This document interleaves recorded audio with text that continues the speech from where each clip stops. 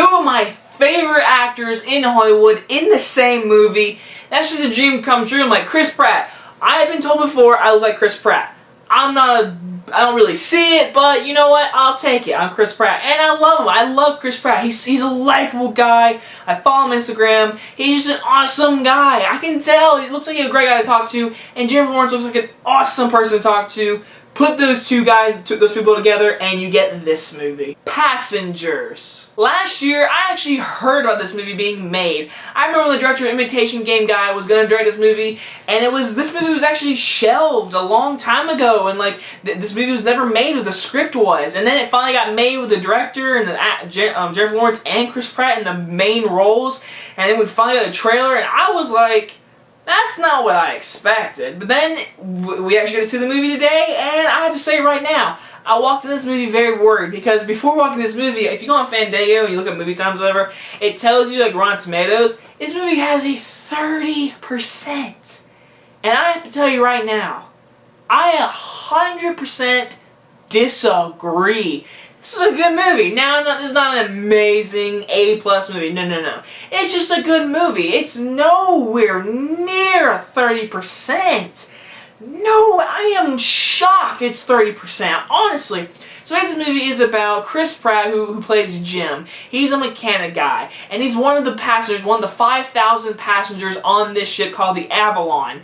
And this ship is heading to a whole new planet with a whole new world, a new Earth pretty much. And so he wakes up 90 years early, and he wakes up, he's like, what's happening? What's going on? And then there's something in this movie that I didn't know happened, and I'm not going to spoil it, but this leads into him meeting Jennifer Lawrence, who is another passenger who wakes up. And then they both are waking up and have to figure out why they wake up and how did they wake up. And there is a certain thing that I didn't say. Now, when you see the movie, you watch my review right now, then you'll connect the dots, like, oh, that's what I'm talking about. So I don't want to spoil it if you haven't read anything, because I actually didn't know this happened, and it makes Chris Pratt's character a whole lot better and a whole lot disagreeable. If you see it, you'll understand. Either way, so now they're surviving on this ship, and they have to get to the new Earth, and they're stuck there together with 90 years, and it's just them.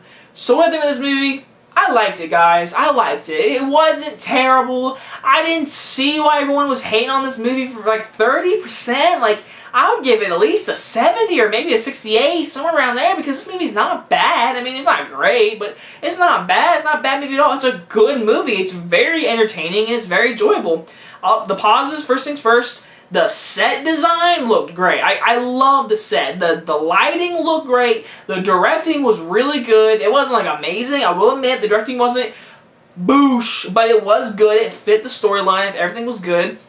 And of course, the whole movie is holding on its shoulders is Chris Pratt and Jennifer Lawrence. And how are they? It's Jennifer Lawrence, Chris Pratt. First things first, Jennifer Lawrence is great in this movie. She's so likable in this movie. She's great. She does an awesome job, and she's extremely hot in this movie.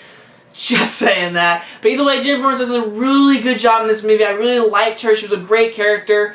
But man, oh man, who stole the show? Hands down, Chris Pratt. Chris Pratt steals the whole show. His character is so great and so intriguing and so not what I was thinking going into this movie.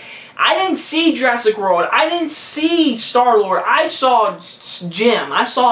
He's a mechanic who's on this ship, stuck with Jennifer Lawrence, and I saw him. And the first 20 minutes of this movie, it's just him. There is no Jennifer Lawrence. She wakes up later. It's just him. He's going all Castaway. He grows a beard and everything. Like, he goes full on Castaway. And it was great. I loved him. Michael Shannon's in this movie as a robot bartender. He was really good as the robot bartender. Lawrence Fishburne's in this movie. I won't explain his role at all, but that's my biggest negative. His character, it felt so like his character came in and left, and the only reason he was there was to explain the third act problem. And that's another issue. This movie is a romance movie. I will say it is a sci-fi romance movie. Most of this movie is a romance movie, especially Chris Pratt and Jennifer Lawrence. And it's great. You believe their chemistry. You like these characters. You love this relationship. You like that a lot. Then the third act adds Lawrence Fishburne and this whole new plot, pretty much something going wrong on the ship, and the trailers all focused on that.